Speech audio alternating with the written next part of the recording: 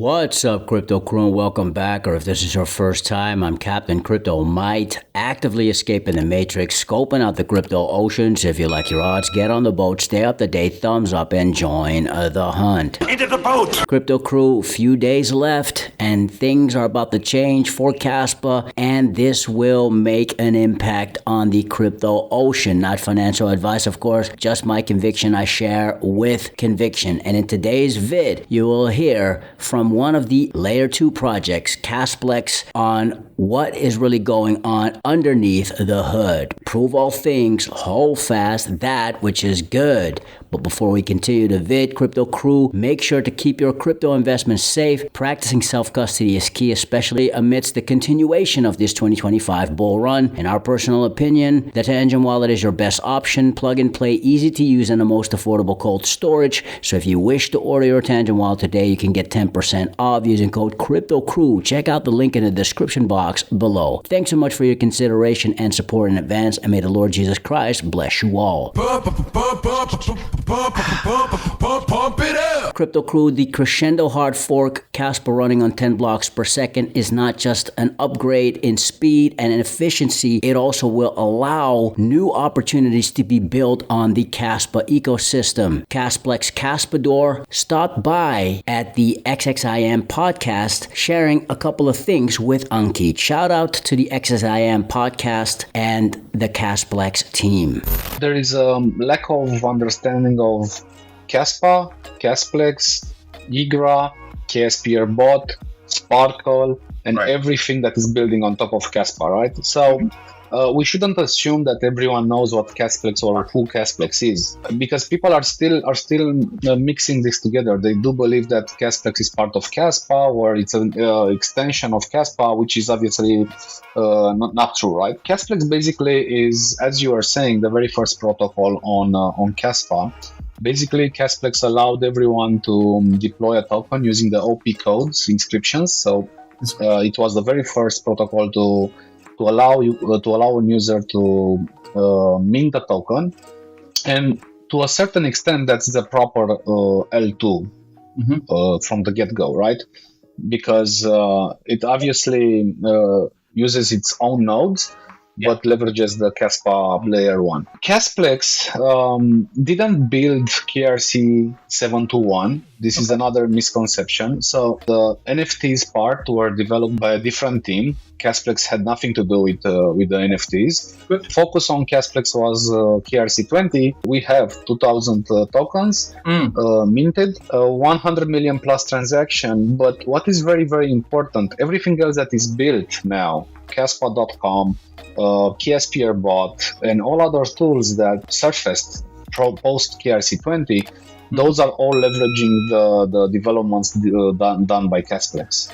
In a nutshell, Kasplex is a baseline, a foundation for other builders to use Kaspa network, right? And this is just a stepping stone. This is just the first layer. And coming up next, it's going to be way more. KEF, Kaspa Ecosystem Foundation, is a totally different organization that is separate from Kasplex, Kaspa, and everything out there. KEF is basically funding those teams and projects that are bringing value to Kaspa.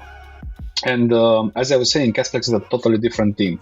But to answer your question, Kasplex is funded by KEF, and Kasplex is a non-profit organization, meaning that their goal is not to obviously sell anything to anyone. They are just developing and deploying tools to be used by third-party teams. And Kasplex allows basically the third-party teams to grow even more the usage of Kaspa, right? Instead of taking all the, let's say, the space, because obviously Kasplex could have released a marketplace for the trading of the KRC20, or they could have released bots for doing things. They decided not to leave room to others to develop. So KEF, in a nutshell, is helping Kasplex to achieve these things without the stress and the focus on money. This is a very good thing, because if KEF is funding Kasplex can focus entirely on the development without the stress and the need of funds, right? Kasplex sets the foundations needed for others to build, as Kasplex already did previously by developing and deploying the KRC20. Kasplex is the go-to place if you want to build on top of Kaspa. It's the infrastructure needed for everyone to bring to life their projects, right? Kasplex on a layer 2 approach is like building the base roll-up solutions, meaning that we will do the sequencing on layer 1 and then obviously do the transactions on the layer 2. And once the ZK or OP codes are out, we will implement those as well. As far as I know, this is like very, I don't say very easy, but it's very achievable by Kasplex. So once we have the OP codes for the zero knowledge proof on Kaspa, we will be able to integrate that fairly easily. Right. On Kasplex, the focus is on building the actual product instead of deploying a token, which would be by itself a totally different project, which needs a different team and focus and try to find a place to fit that token within the layer 2. So basically on Kasplex, we didn't identify any need or any corner case to deploy a specific token for Kasplex. So if there was a case like we needed to have this to fund or to secure the network or to show something to someone, then definitely this would have been the case. But looking through the entire setup of Kaspa and the layer 2, Kasplex focus is on building the layer 2 without the need of deploying a token. Right. And you don't think it's needed for securing the network, layer 2 network? Because I think most of the time when layer 2s have their coin, typically they say because securing the network, but it's also obviously creating some liquidity for them. The entire, let's say, flow of how the transaction will go from layer 2 to layer 1 and vice versa, and together on how we are going to actually secure those transactions will be explained in the documentation that we will be issuing very, very soon. There is no need for funding and raising the liquidity on layer 2, and if there is no need to secure the network because the approach is totally different, which again will be explained in the documentation, then there is no need for a layer 2 Kasplex token. When we had the conference in Romania, I believe 1.5 months back, Kasplex said they are going to do three major things. One would be the new OP codes that allow the stable coins to exist on Kaspa. Kasplex already issued a tweet a few days back saying that we upgraded to the new node, which now supports those 4 new OP codes, blacklist, issue, mint tokens. As of now, if someone wants to deploy a stable coin on Kaspa post Crescendo, because that's the date when the new node will activate, you will be able to use those 4 OP codes to issue stable coins on Kaspa. Some stablecoin issuers will say we prefer to have smart contracts.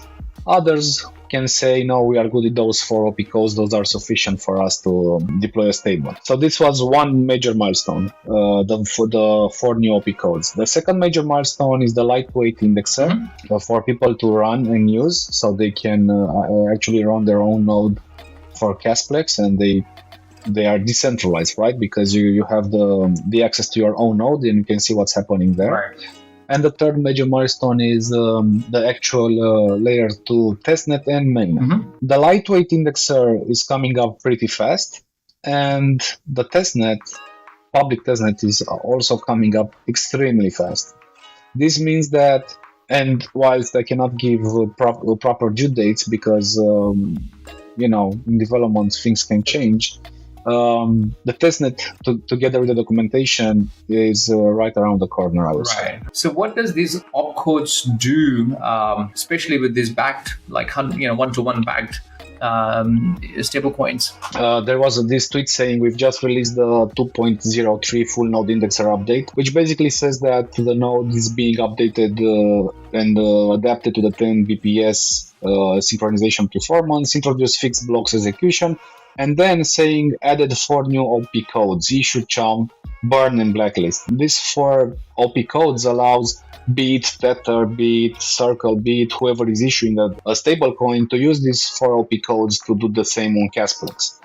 on Kaspa, sorry. Depending on them, because I know KEF is in connection with, in discussion with some stablecoin issuers. They had different calls, and some of them said, okay, we can wait for those OP codes, or others were saying, no, we want to have the smart contracts. Prior to any L2 mainnet release, Kasplex is offering the possibility for stablecoin issuers to issue their stables on Kaspa using the 4 new OP codes. So if someone wanted to come, an issuer wanted to come, so stablecoin issuer, they can come and issue now, like today. They don't need to wait for layer 2 to be built. Exactly. Not today, but on the 5th of May, because the new OP codes are... Right.